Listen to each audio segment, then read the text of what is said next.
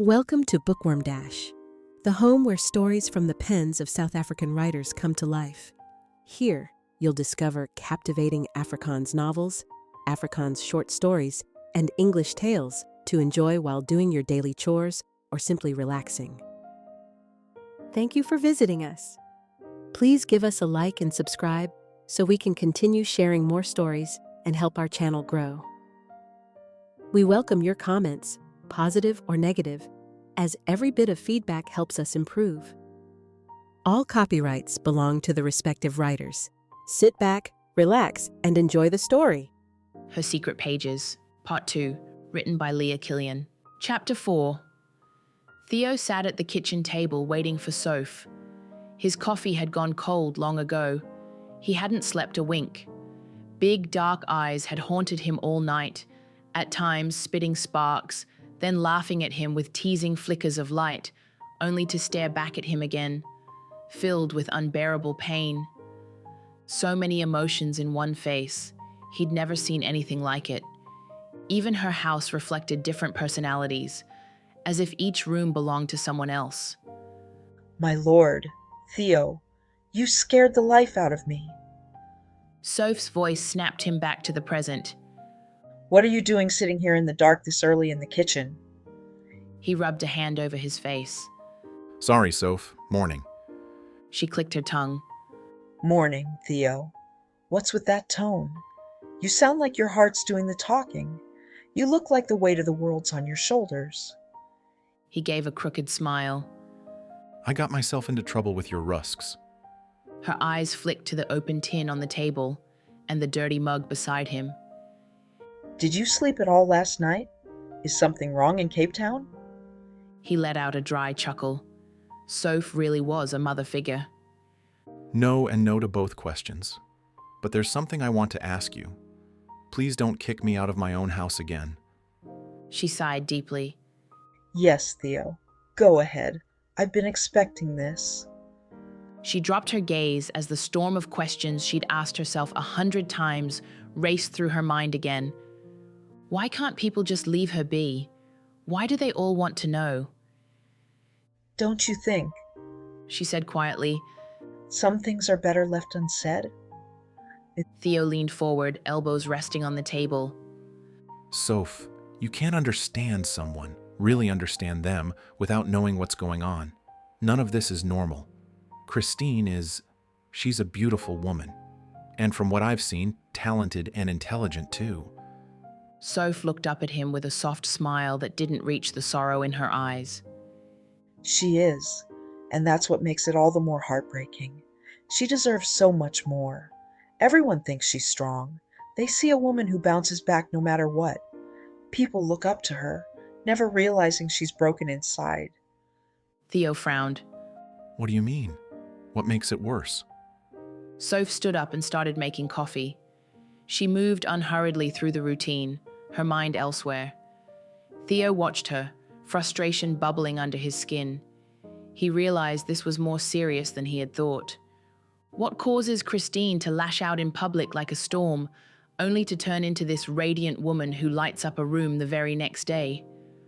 What drags her down into tears so deep, so raw? The unanswered questions gnawed at him.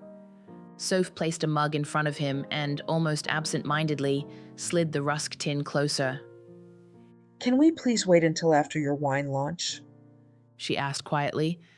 Give me a little time. I need to be sure I'm doing the right thing. He leaned back, confused. But Soph, you know I'd never tell anyone. His tone carried the edge of hurt and frustration. I know, she said quickly. Don't take it the wrong way, Theo. In the 3 years I've worked for you, I've gotten to know you and care about you deeply. You're not just my boss. You're my friend. It's just, Christine is like a sister to me. Her feelings mean more to me than anything. I have to weigh this carefully before I tell you anything. Her warm brown eyes locked onto his, pleading silently. Theo slowly pushed his chair back and stood. Thanks for the coffee, Soph. She watched him walk out the back door, heading toward the old guest house. His coffee sat untouched. No, Theo, don't go there. I want this for her. You're a good man. But are you strong enough? She deserves nothing less than the best, Soph thought with a heavy heart. Christine stood at the kitchen sink, downing a headache pill. Her hair was a mess, and she was still in her sleep shirt. She felt exhausted, bone-deep exhausted. She'd known all the changes lately would push her back into a dip. She had to get herself back into a routine, and fast, before everything spiraled out of control again. She saw Theo walking up the path toward the house. Oh no, not now. Please turn around. Just go back. Leave me be. Hadn't she humiliated herself enough last night? She had no energy to explain, no lies to tell to make everything seem okay. Please, I just want to be alone right now. Despair washed over her as she turned and fled to her little art studio. She squeezed paint onto the palette with trembling hands as she heard him knock at the door. She cranked the radio volume up, blasting Gene Rockwell's Why Me, Lord? Her brush strokes were heavy, sluggish. The fatigue was etched into every move. Eventually, the knocking stopped, and she disappeared into the landscape unfolding on her canvas. It had been 3 days, no movement from the old homestead. Every time Theo asked Soph, she just said, "Leave her be, Theo. She's painting." He knocked daily, no answer, just country music playing 24/7, seeping through the windows like a wall between them. Should I call Jake's? No, it's not my place. He was heading back to Cape Town on Saturday, 3 weeks this time. He was so used to the back and forth rhythm of his life, it rarely bothered him. But this time, he didn't want to go. What kind of hold does this woman have on me? Why do I feel like I can't leave her alone? She's not even mine. She lives on my property, sure, but she's not mine. And Soph wasn't helping either. She just shook her head every time he tried to push the topic. By Friday afternoon, a sleek Z5 BMW pulled up in front of the guest house. Theo watched from his porch. Soph came running around the corner, arms open. 2 beautiful blonde girls leaped from the car. Uma! Uma! Christine came bursting out the front door, swept both girls into her arms, and spun them around. They collapsed onto the grass in a fit of laughter. A well-dressed couple got out of the car. The man stood, watching Christine with a wide smile. The woman greeted her with a kiss and warm hug. The man slipped his arm over Christine's shoulders and kissed the top of her head as they walked inside. Theo watched, puzzled. Is that her son too? He looked nothing like Jake's. Blonde, sharp-featured, clearly from another side of the gene pool. Soph rounded the corner of the house and was swept up into the man's arms as he spun her in a circle. Theo was almost certain she was crying. Uncomfortable, he turned to head inside. Not long after, Soph practically danced into the kitchen. Yeah. I know you're dying of curiosity, Theo. You need a life and a woman. Then maybe Christine won't occupy so much of your mind. She teased before he could say a word. He laughed, sheepish. Oh, come on, Soph. I'm just trying to keep up with what's happening on my own farm. She chuckled. Well, that was little Jim. Her smile broadened and her eyes sparkled. He's not so little anymore. Has a beautiful wife and 2 girls. Last time I saw him, he was just 7 years old. Theo blinked. Wait, Christine's oldest son? She nodded proudly. Yep, can you believe it? 28 already. Owns 2 gyms in Cape Town and one of those fancy spas. If he keeps it up, he'll be richer than you. Theo let out an impressed whistle. How many kids does she have? Soph gave him a mischievous grin. 3 more than you, Theo. He burst out laughing. Hey now, that's not my fault. Her eyes widened playfully. No, you don't want a wife, remember. Still walking around thinking you're a young bachelor. Theo laughed harder. It had been a while since he laughed like that. It felt good. Is her youngest a son too? How old? Soph shook her head. Nope, her youngest is a girl. Her spitting image. Gorgeous. She's in her final year of high school. Interesting. Where is she now? Soph turned at the door and called back over her shoulder. She's in George, boarding school. Stop being so nosy. I've got work to do. They're grilling tonight. She paused at the door, smiling. Oh, almost forgot. Christine says you're welcome to join if you want. She winked at him, laughing as she caught the flicker of excitement in his eyes, and the way he quickly frowned to hide it. As Theo strolled toward the homestead, he took it all in. So this was little Jim? The guy was huge, a giant, while his petite wife barely reached his shoulder.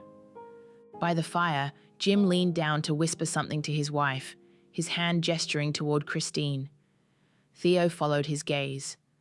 Christine was in the mud, baking pretend cookies with the two girls. Jim spotted him and called out, "You must be Theo. Nice to meet you. I'm Jim. This is my wife, Sune." Theo shook his hand, firm and confident, just like Jake's. Pleasure to meet you both. Hope I'm not intruding. Jim grinned. Not at all. You should have seen the backyard parties my mom used to throw on Saturdays when I was a teen. It was chaos. Then he raised his voice. All right, you two. Let Grandma visit for a bit. The little girls pouted. Let's go get cleaned up, okay? We'll play again tomorrow, promise, Christine said, kissing their cheeks. They each grabbed one of her hands and tugged her inside. She looked over her shoulder as she went. Jim, pour Theo a drink, will you? Sune, would you mind setting the table? Jim raised an eyebrow at Theo. So, what'll it be? Mom only drinks brandy, but I've got a good Shiraz and a Cab Sav. Theo smiled. Brandy's my poison too, even if I do own a wine estate in the garden route. But I'll gladly join you for a Shiraz. They toasted, clinking glasses. So where's your place, Theo? Theo's eyes lit up. Upper Langkloof, near George, right up in the mountains. Jim gave an impressed nod. Christine returned, laughing, her cheeks flushed. All right, no shop talk tonight. We're here to relax. Oh, come on, Mom. How often do a bunch of Cape Town folks find themselves barbecuing together in Gauteng? Theo smiled at the playful exchange. The easy affection between Christine and her son warmed something deep inside him. He watched her quietly.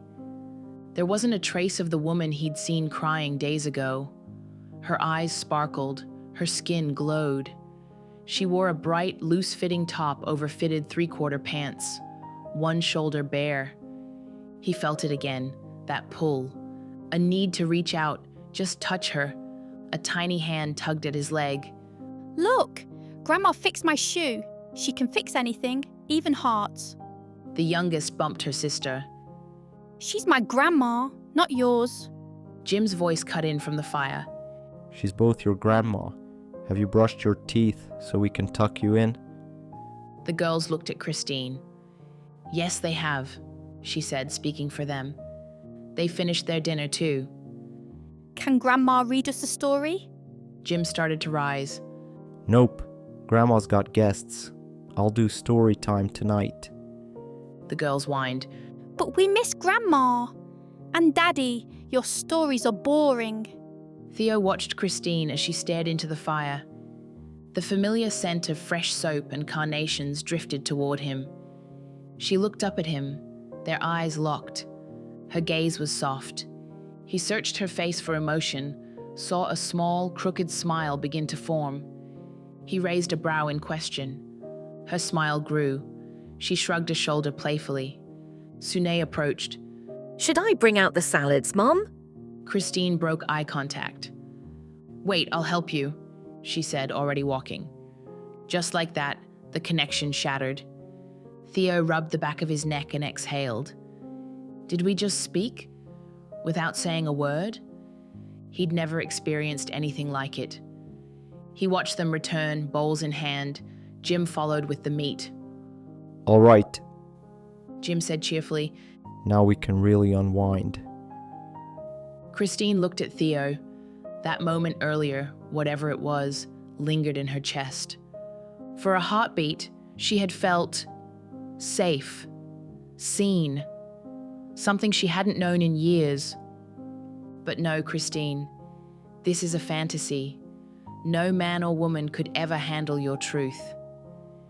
She tucked the ache away, shoved it down, and smiled.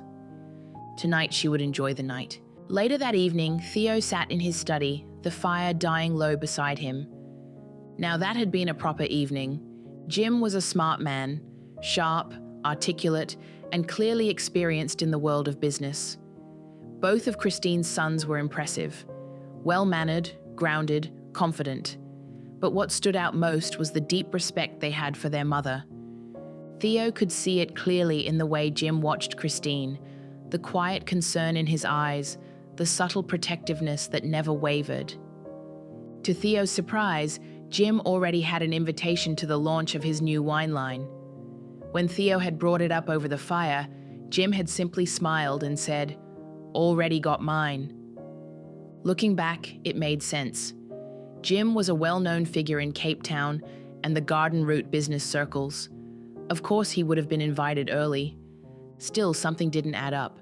Why is Christine struggling financially? She was a chartered accountant. He'd seen the certificates himself. And yet, she didn't work in the field, and from what he could tell, there was no sign she had in years. Her sons were clearly successful, especially Jim, and yet, she drove around in that beat-up little Uno. 2 and 2 just doesn't make 4 here. Despite that, he'd learned a lot about her tonight. She was a woman who had given her children a joyful childhood, one filled with laughter, warmth, and freedom. That much was obvious, and her sense of humor. He chuckled quietly to himself, unmatched. With a slow, tired sigh, he stood from the leather chair. He wasn't sure what Christine was hiding or protecting, but he knew one thing for certain. She was no ordinary woman. And for the first time in a long while, he wasn't ready to go to bed alone. Chapter 5. Christine sat in the grass beneath the old willow tree near the creek, simply soaking in the stillness. Peace from within, such a rare visitor these days. When it came, she welcomed it with open arms and clung to it as long as she could. She watched Theo's truck pull up nearby and found herself mesmerized by the way he moved. That man had no right looking the way he did. Every bit of him pulled at something soft inside her. His athletic stride, that teenage boy fringe of hair, those dimples, and his eyes. They spoke volumes, teasing one moment and disarmingly gentle the next. Every time they looked at her like that, it shook her. No, Christine, you can't let yourself fall again. Love isn't for people like you. That's a fairy tale written for someone else. You were made to walk alone, remember that. Theo dropped down beside her on the grass, Armani suit and all. His tie was loose, top button undone, casual, unguarded. She fought back the flutter in her stomach. "So," she asked quickly, brushing the feeling away, "how was Cape Town? Everything ready for your launch next week?" Her words rushed out like she needed to keep him from getting too close. Theo smiled at her, that slow, warm grin that made it harder to breathe. Yep, all set. Just wish you'd come along as my guest. I think you'd actually enjoy it. She searched his eyes for hidden meaning. Nothing, just sincerity. Since that night by the fire, things between them had been easy. Friendship had grown naturally. Frequent visits, easy laughter. With Theo, she never had to pretend. He accepted her, private storms and all. It scared her to death. She smiled faintly, trying to mask the emotion rising in her chest. "Don't stir trouble," she teased. "You know I hate formal functions unless I'm forced. And even then, I try to sneak out early." Theo puckered his lips in mock offense. Oh, come on. This is definitely one of those must-attend events. Can't you feel sorry for me, facing all those people alone? Christine laughed, and it startled her. It had been so long since she'd heard herself laugh like that. A lump formed in her throat. "Oh, please," she said, "as if you need protection. God, I wish that were true, that he needed me." She turned away quickly, hoping he didn't see it in her face. "In any case," She added, "People are used to seeing you with some stunning, sophisticated woman on your arm. What would you do with someone like me there?" Theo pretended to be shocked, his mouth dropping open dramatically. That is so not true. I'm a card-carrying lifelong bachelor, remember?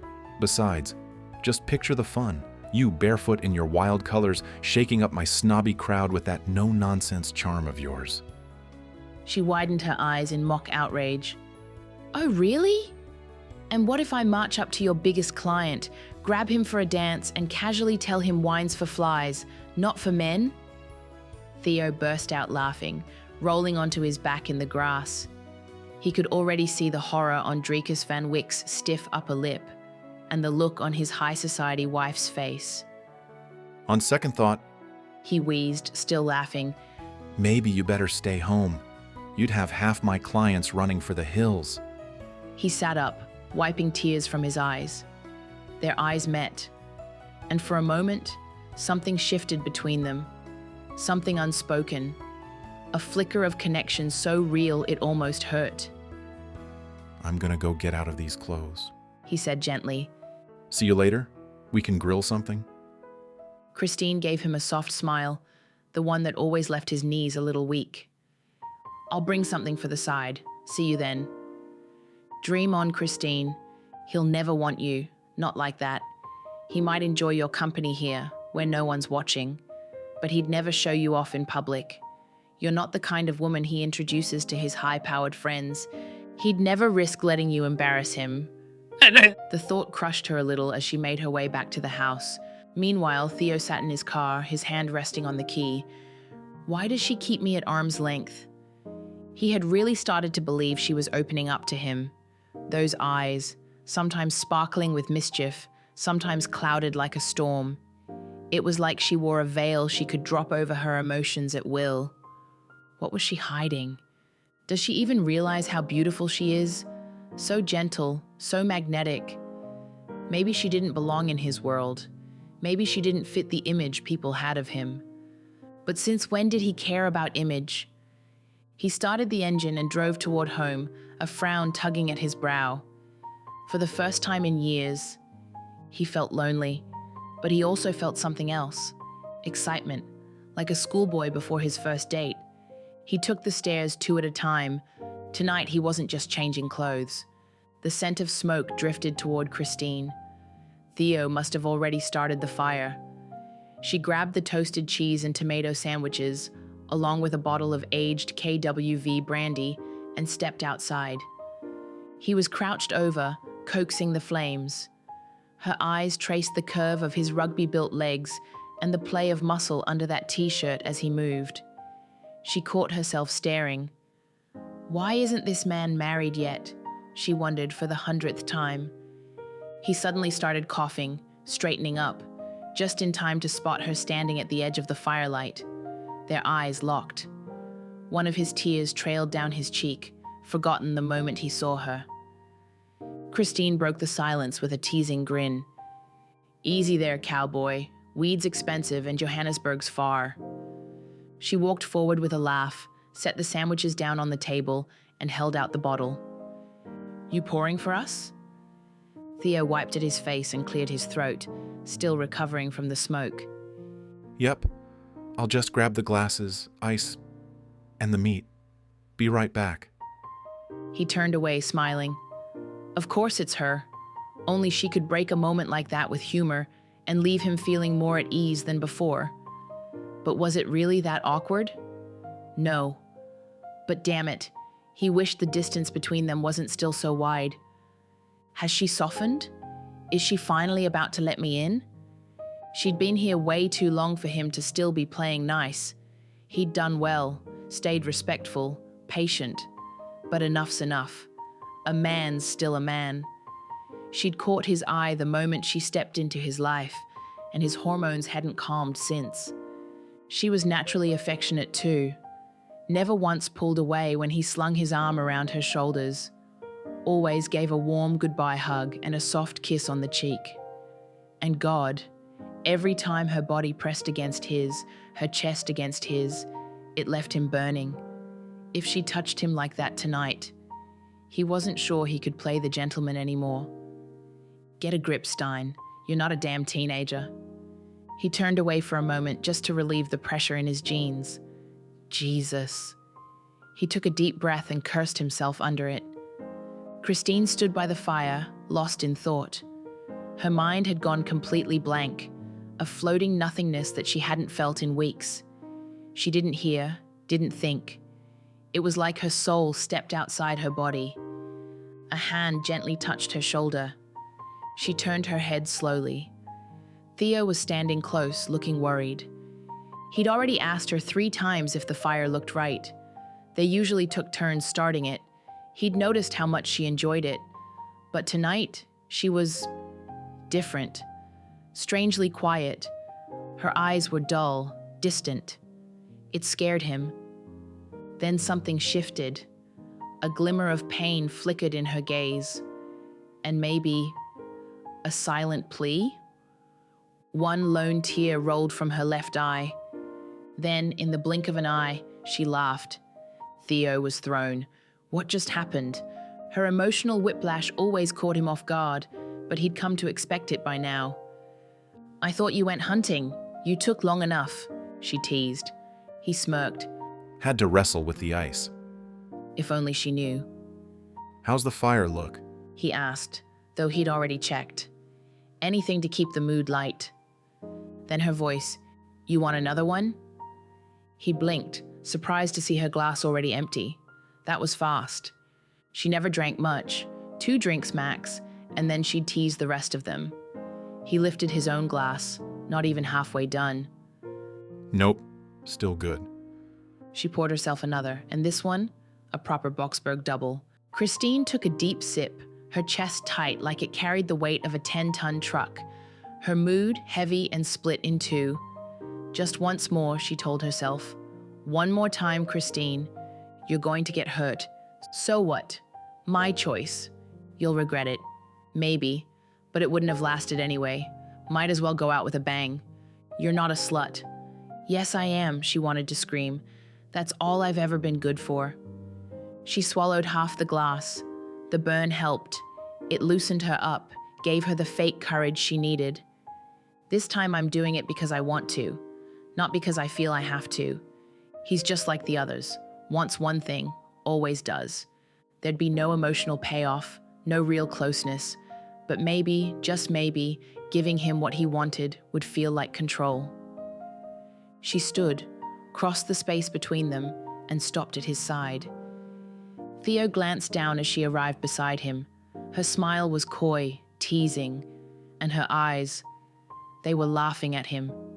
She tilted her head slightly and took a long sip. Hell, is she flirting? He wasn't sure. Maybe he was imagining it. Number not her. She's not that kind of woman, right? You think the meat's ready for the fire? She asked casually. Theo realized he'd been staring. He cleared his throat, forced a nod. Yeah, fire's ready. Want me to pass the meat? He turned toward the flames, needing to hide the heat rising in his face. He extended his hand to test the grill's warmth. Shit. Christine grabbed his wrist quickly, turning his hand to inspect it. He pulled away. No, I'm good. Just held it over too long. Wasn't thinking. Her smile curved at the corners, amused, teasing. Does she know what she's doing to me? Or is she just that intuitive? Bring the meat, he muttered, forcing the moment to move on. She giggled and turned away. He watched her go. No, I didn't imagine that. She's flirting. And damn, she's good at it. She had always been gorgeous, that fierce, magnetic kind of beauty. But tonight, something else wrapped around her like perfume, confidence, or something dangerously close to desire. He adjusted his stance, clearing his throat again. She wasn't drunk, but she definitely had more than usual, and there was a looseness in her tonight, a boldness that pulled at him. Damn it, I'm only human. The evening felt like something from his 20s. Music, laughter, glowing coals, and easy conversation.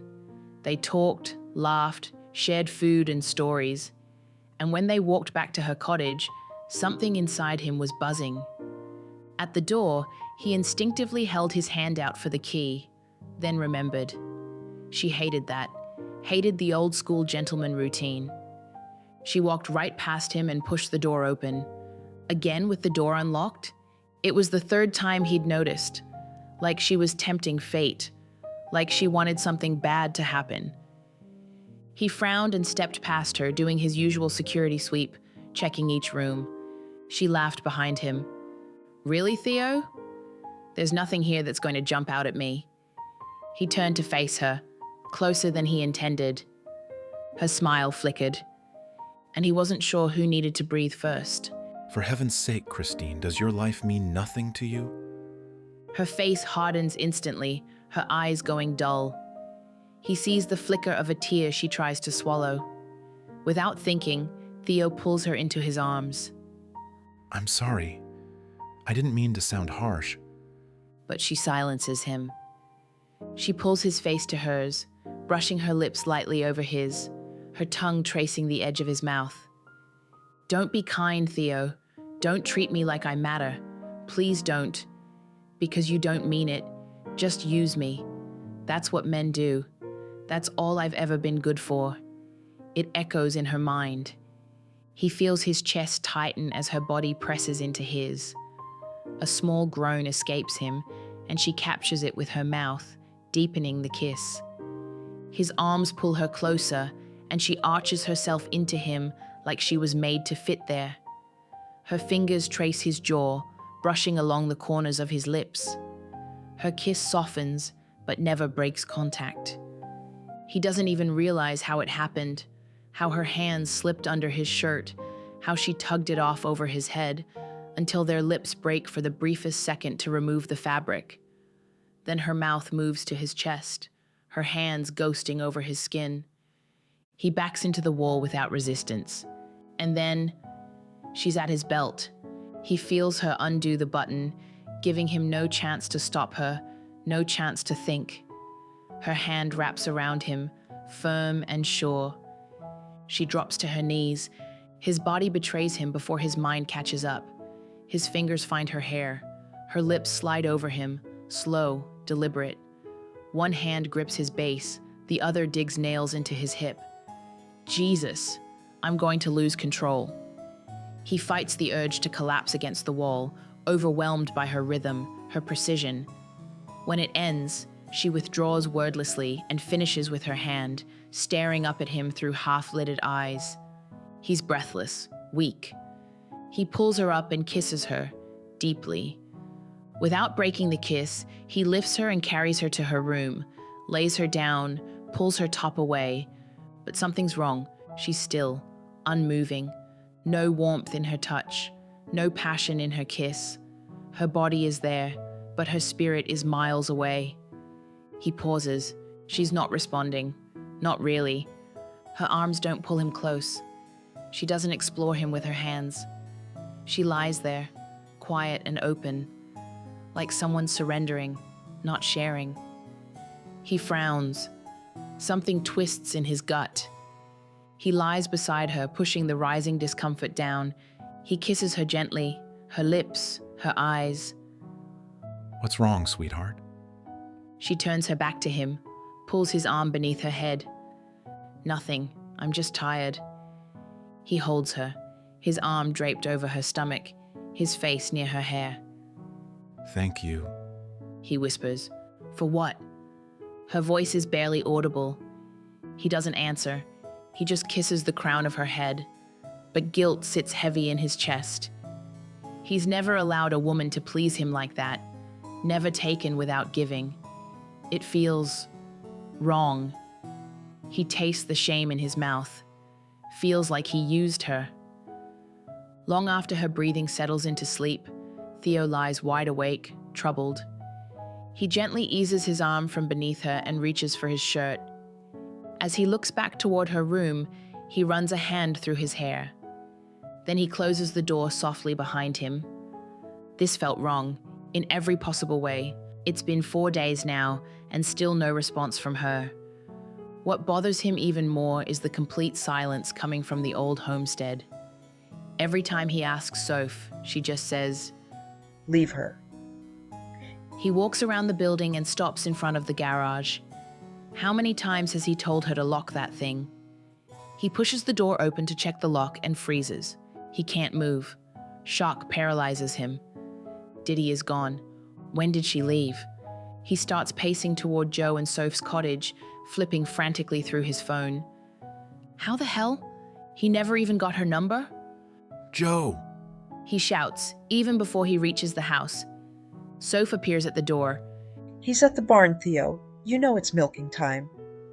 Theo glares at her. What's Christine's number? Soph clicks her tongue. I told you to leave her, Theo. She'll come out of that house when she's ready. His frustration flares. Damn it, Soph. Her car is gone. She's not there. She turns without a word and disappears into the house. A moment later, she hands him her phone with the number. He dials immediately. He looks up at her, ready to say thank you, but stops. Her eyes are brimming with tears. His worry deepens. I'm sorry for shouting at you. He says. She waves it off. It's okay, Theo. Just please, find her. He frowns. None of this makes sense. He calls again. No answer. He opens WhatsApp and records a voice message. Christine, pick up your damn phone. His tone booms. The message goes through, but it hasn't been received. He searches again and finds Jim's number. No answer. He tries Jake's. Nothing. Pacing now, furious. What's the point of bloody phones if no one answers them? He grabs his keys and gets into his truck. Maybe she's in town. Maybe someone saw her. Maybe Ben knows something. Hell, he'll drink the whole bar dry today. He hasn't had a decent night's sleep in 4 days. As if the guilt over the other night isn't enough. He wanted to talk to her the next day, to explain, but there was no answer. No note. No sign of her. He has to fix this, whatever it takes. The pain in his chest tightens. It feels like a heart attack. His head hasn't stopped racing in days. What happened? Why did she react like that? Where the hell is she? He slams the truck door. No sign of Diddy, not a trace of Christine. My God, Theo, what are you doing here? I thought you were back in Cape Town. Theo runs a hand through his hair, defeated, worn. Ben studies him. Whoa, what's wrong, man? You look like the world just landed on your shoulders. He pours Theo a drink without another word. One look at his face tells Ben all he needs to know. Have you seen Christine? Theo asks, taking a sip. Ben leans on the bar, voice low. Nope, not in a while. Heard something in the local rag, though. He hesitates, glancing at Theo's expression. Apparently she lost it again, snapped at the fuel station, drove off like a maniac. Poor car barely kept up. Eric says she almost took out his pump, just missed it. Said he shut his eyes, swore she was gonna crash. Ben shakes his head. She used to be such a kind, gentle woman. What a tragedy, man. Charles told me the other day she missed her psych appointment again. He's worried. Theo's heart skips. Psychiatrist? What do you mean, used to be? He asks, frowning. Ben wipes an invisible mark off the bar. She was and still is the sweetheart of this town. Not a drop of snobbery in her. Always got along with everyone. He pauses, thinking. I've always said, if her father hadn't died so young, her life would have looked very different. But she always says, if it's burnt wood, everything had to happen so I could have my 3 children and grandchildren. She swears she wouldn't change a thing. Theo's chest tightens. Nothing makes sense. Everyone here seems to know something, but no one wants to say it out loud. His phone rings. He snatches it up like a lifeline. Jake's. Thank God. Hey Theo, saw your missed calls. Sorry. I was in a recording session.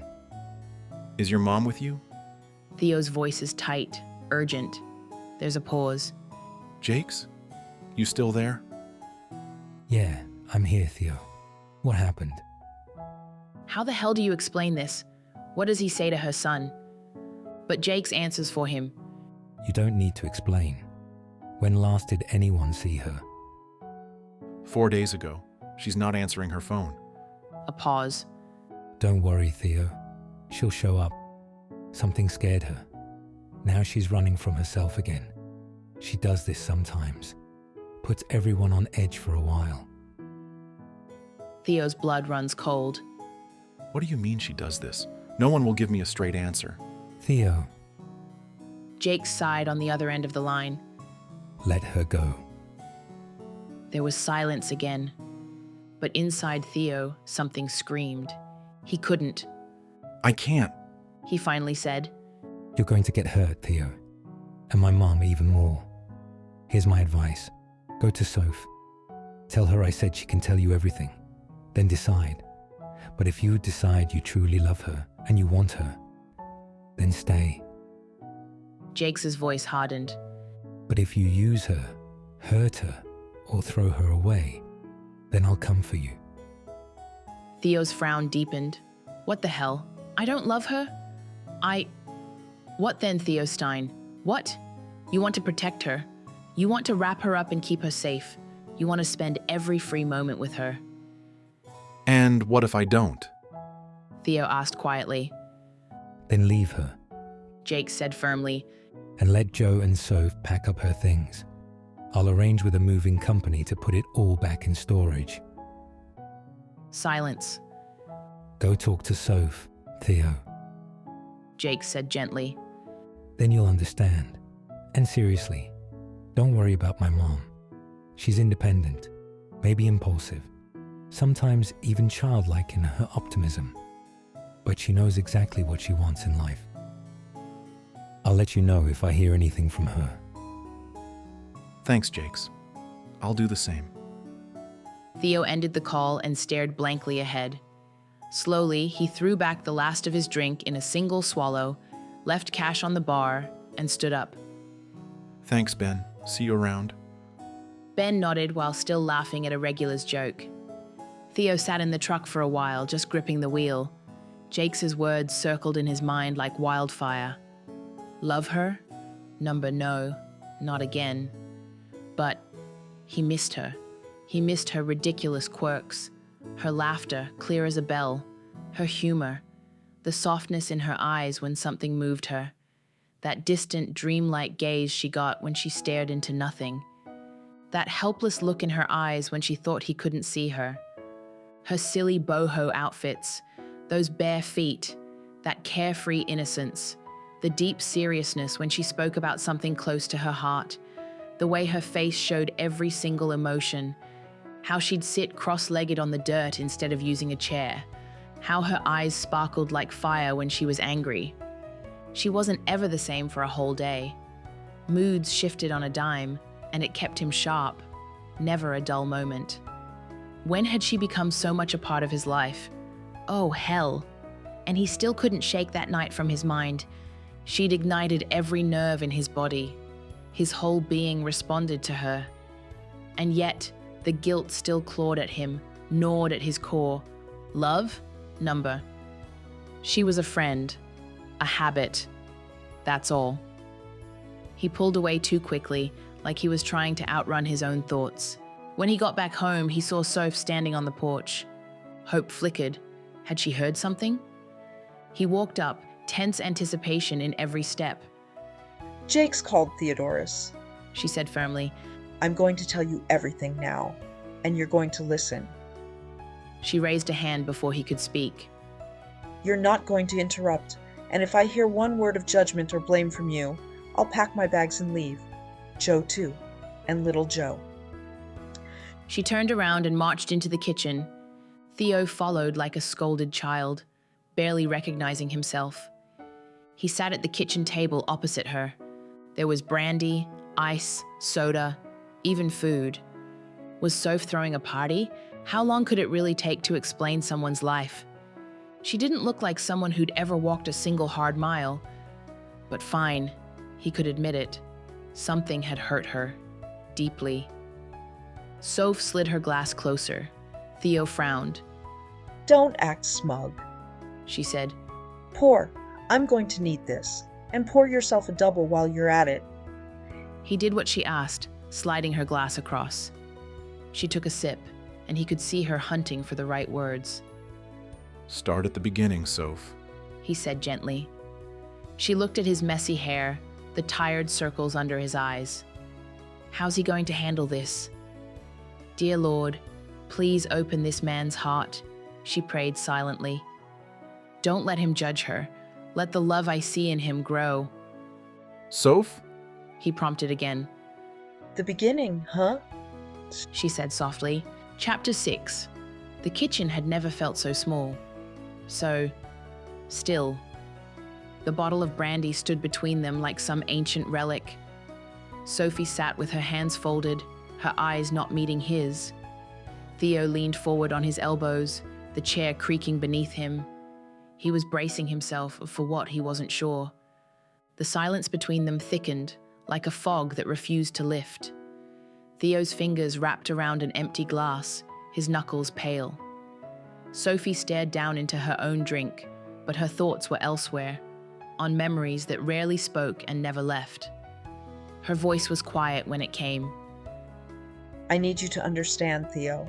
Not pity her, just understand. Then she said it. You've heard of bipolar, haven't you? He gave a cautious nod.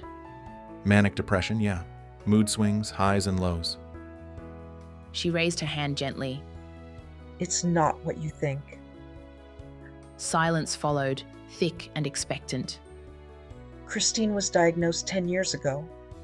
Sophie said, voice low and sure. Clinically bipolar. Theo's jaw tightened. It wasn't denial. It was guilt. Guilt for not seeing it sooner. Or worse, maybe he had, but hadn't wanted to see it. She's functional, he offered. She laughs. She makes others laugh. Sophie smiled, but not with her eyes. You see what she lets you see. What you don't see is what it takes for her to simply get out of bed. The fight she has with herself before the world even sees her face. Theo said nothing. His throat was tight. She wasn't always like this. But depression, it doesn't come knocking alone. It drags everything in with it. And her baggage. She paused, taking a sip. The ice in her glass clinked like a clock ticking between them. Starts when she was just a child.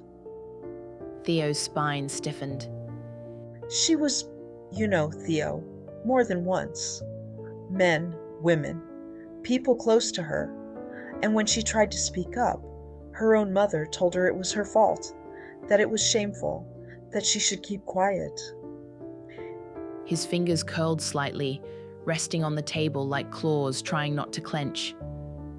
Then her father died. She was 18. She watched her dad die. Her eldest brother and sister did not believe her when she said he was fading, so they were not in time. Theo's stomach sank. She had no one. Not really. She had to fetch her grandma at the airport and look after the grandchildren. She did not have time to mourn.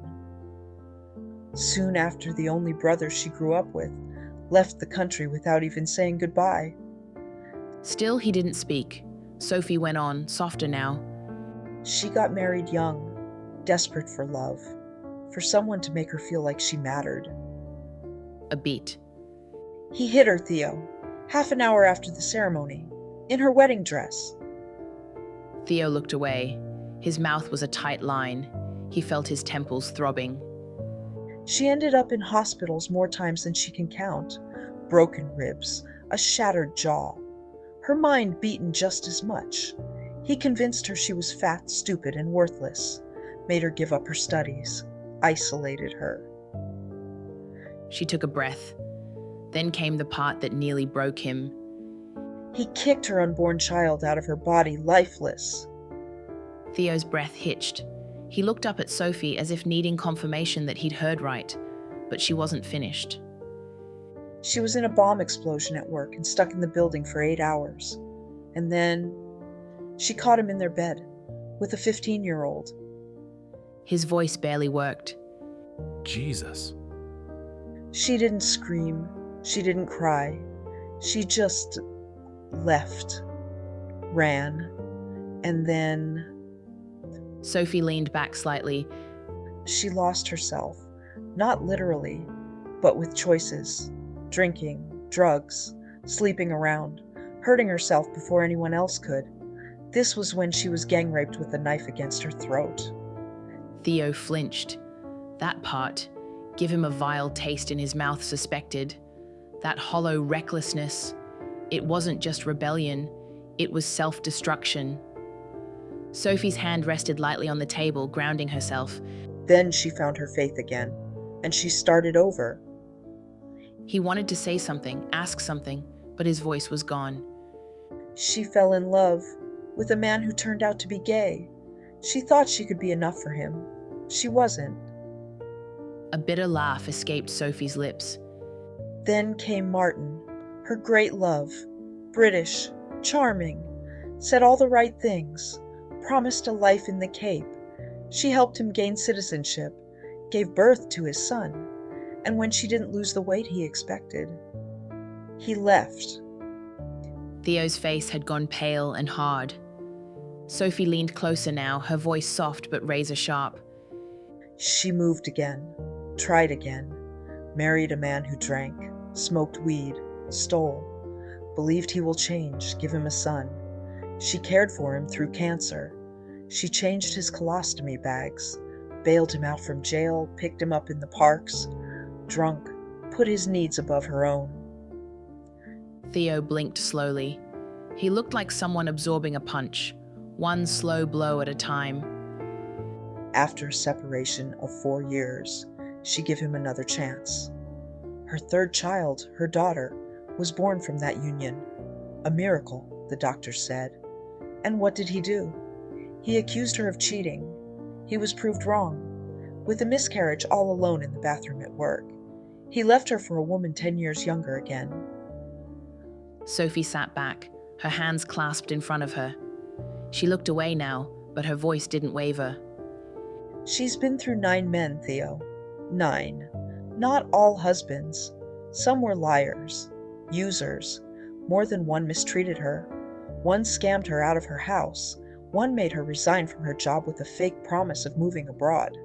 She lost everything. Every time. She's single now for 14 years. Her voice faltered. She fought for her kids, studied by night, worked 12-hour shifts by day, baked, painted, cried, screamed, laughed. She was a damn good mother, but she never, ever put herself first. Theo had tears on his cheeks now. He didn't wipe them away. She has physical scars from when the sadness swallows her.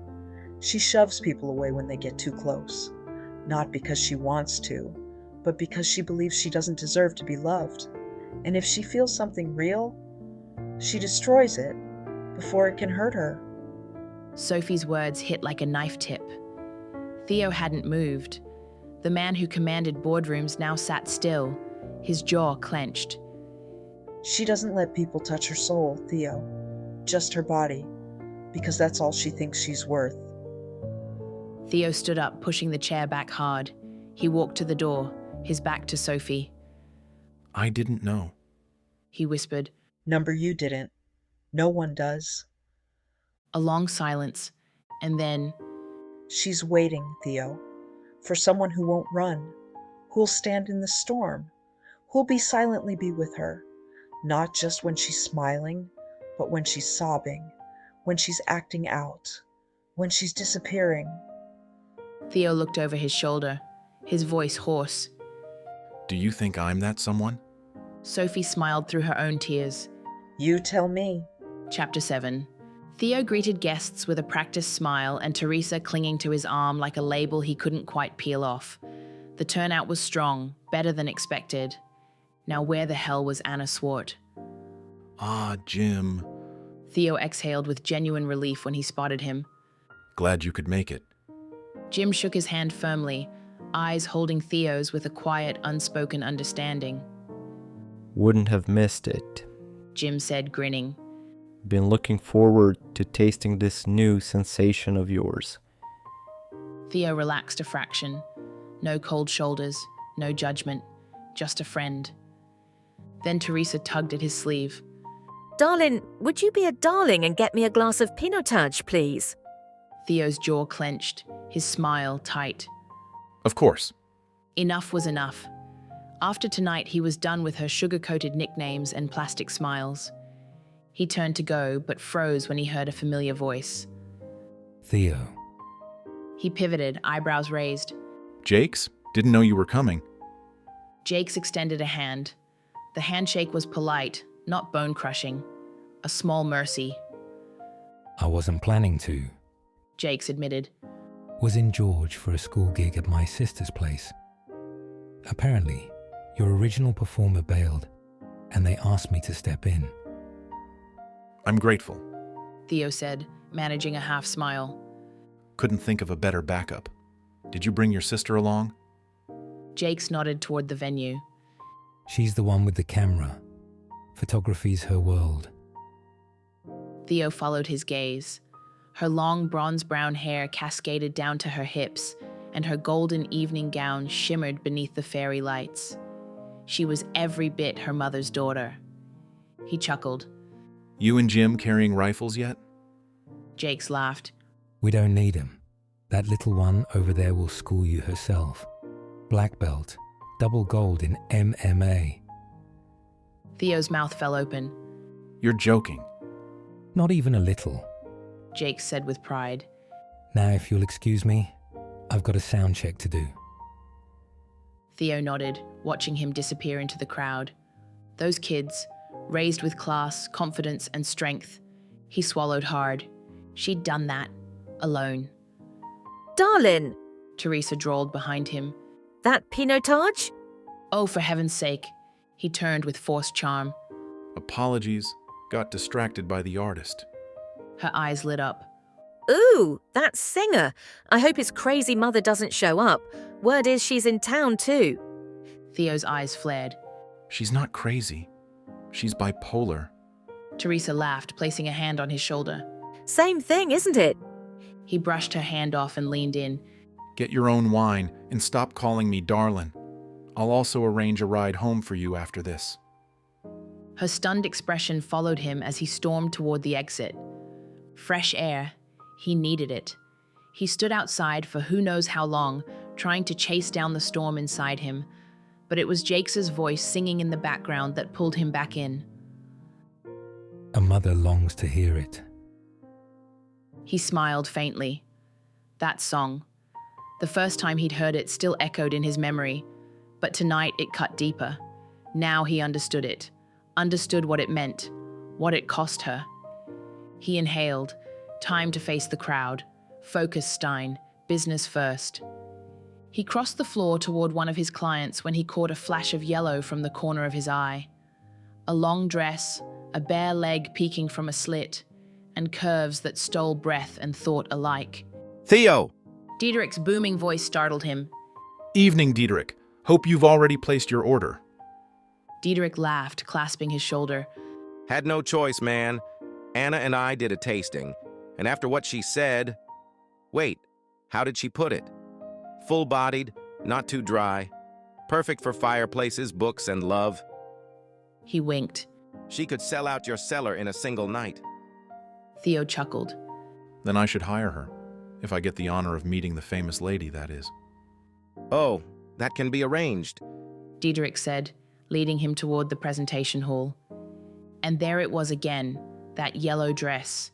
He stole another glance. He should introduce himself later. Maybe flirt a little. Maybe forget. Anna! Diederik called. Isn't she stunning, Theo? Theo turned to greet her, his practiced smile in place, until he heard her voice. Don't be silly, Diederik. Theo doesn't look at women like me. The world tilted. There she stood. Not Anna. Christine. He couldn't breathe. She smiled, soft and unreadable. It's good to see you, Theo. How's Sophie doing? Her tone was calm, collected, as if nothing had ever happened, as if they were mere acquaintances, as if she hadn't cracked him open and walked away with the pieces. He didn't answer. Couldn't. Diederik chuckled. She left me breathless too, my friend. Told you. Christine's makeup was flawless. Small diamonds glittered at her ears. A silver pendant lay delicately at her collarbone. Sophistication radiated from her in quiet waves. But it was her eyes, those deep, expressive eyes, now hidden behind a polished veil. He forced himself to speak. Good to see you again, Christine. Her smile trembled, just a little. And you, Theo? He turned and walked out into the night. His hands shook. That wasn't her. That wasn't his barefoot artist who danced through Sophie's kitchen and laughed at burnt toast. That wasn't the woman who painted silence into colors and found peace in firelight and chaos. That wasn't the soul who cried herself empty and kissed him like she wanted to forget how to hurt. That was the woman the world wanted her to be, not his girl. So what the hell are you chasing, Theo Stein? What do you want if it's not her? Chapter 8. The truck in front of him was crawling, and Theo's patience was unraveling with every slow kilometer. He couldn't overtake, and worse, he couldn't stop his mind from going back to the launch. He hadn't been able to bring himself to return that night. Seeing her like that, pristine, polished, perfect, had left him reeling. That wasn't his Christine. That was a version of her shaped for the world, masked, manicured. Was that how she lived her whole life? Pretending to be someone else just to be palatable to society? The thought carved a sharp ache into his chest, an ache he couldn't quite name. A quiet fury rose in him, stirred by something deeper than jealousy. He longed to be back on the farm, to smell Sophie's cooking, to escape the suffocating pretenses of the vineyard life. Yes, it was beautiful. Yes, it was successful, but it had never felt real. Not like the dirt under Christine's feet. Not like her laugh echoing through Sophie's kitchen. Theo, you're running. From what exactly? First you said she wouldn't fit in. Now that she does, you don't want her. Make up your mind, Stein. The truck slowed even more, then turned into the gravel drive of Driefonteintje, his gate. What the hell? He muttered, pulling in behind it. Then he saw her. Sophie stood in front of the old homestead, waving the truck in like she owned the place. Sophie! He climbed out, his stride wide, purposeful. He reached the driver first. What's going on here? Sophie didn't flinch. Don't shout at me, Theodorus. And good afternoon to you, too. He looked past her and froze. There she was, barefoot, wearing one of those oversized, blindingly bright shirts she loved. His whole chest clenched. He walked straight toward her, ignoring everything else. What does this mean? He demanded. She planted her hands on her hips. Exactly what it looks like, Mr. Stein. I'm moving my things. His face drained of color, his jaw locked. Over my dead body. Is anyone removing anything from my property without my permission? Her eyes snapped with fire. And who the hell do you think you are, telling me what I can and can't do with my things? He stepped forward, and so did she, neither backing down. Their eyes locked, hers unwavering, burning. What are you going to do, Theo? Intimidate me? I'm not afraid of you. I don't give a damn what you say or don't say. These are my things. I owe you nothing. And damn it all, he couldn't help but smile. Even now, especially now, her defiance was magnificent. Don't you dare laugh at me, she snapped. Keep the bloody stuff, I don't care. I'll rebuild. She turned and stormed around the house. Seconds later, the little Uno roared past him in a puff of dust. Sophie's voice drifted in behind him. What did you do this time, Theodorus? Still stunned, Theo turned to the driver. Unload the truck. Leave everything here. I'll pay the bill. The man nodded, used to weird requests, and climbed back into his seat. Theo, Sophie said, walking closer. you can't just keep her things. I can. And I will. His voice was firm, but the panic underneath was building. Sophie tilted her head, lips twitching. And when exactly are you planning to tell her that? He turned toward the road. Nothing but dust. No sign of her. Damn it. Why did he always say the wrong thing at the worst time? Do you know where they were taking her things? He asked, barely containing the desperation. She shrugged. How should I know? He stepped toward her. Sophie, I asked you something. She held her ground. And I told you, don't raise your voice at me. No one ever knows. Sometimes not even the movers. They just follow her. He stepped closer, towering. Don't lie to me. She only laughed. Figure it out yourself, Theodorus Stein. And with that, she turned and walked away. He ran a hand through his hair and stalked toward the stables, pulled out his phone, started Googling every transport company he could find. No luck, no addresses, no links. Screw it. He dialed Jake's. Hey Theo, everything okay? Theo exhaled hard. Sorry to bother you. Do you have your mom's new address? Silence. Jake's? A sigh on the other end. Theo's heart dropped. She's headed to Knisna, Theo.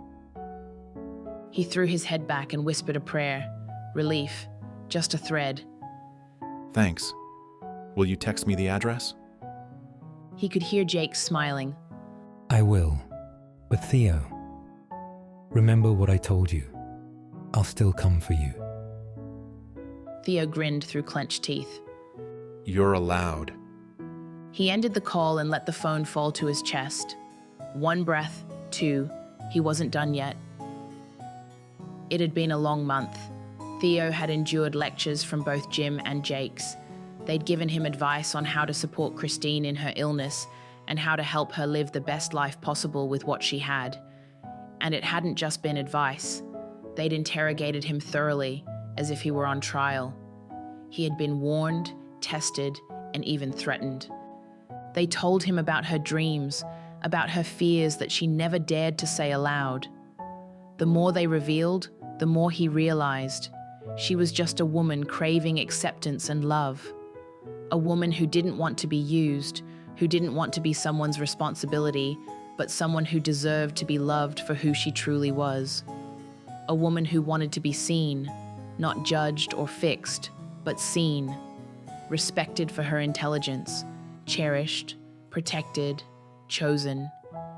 And somewhere in that month, the love he felt for her had taken deeper root than he could have ever imagined.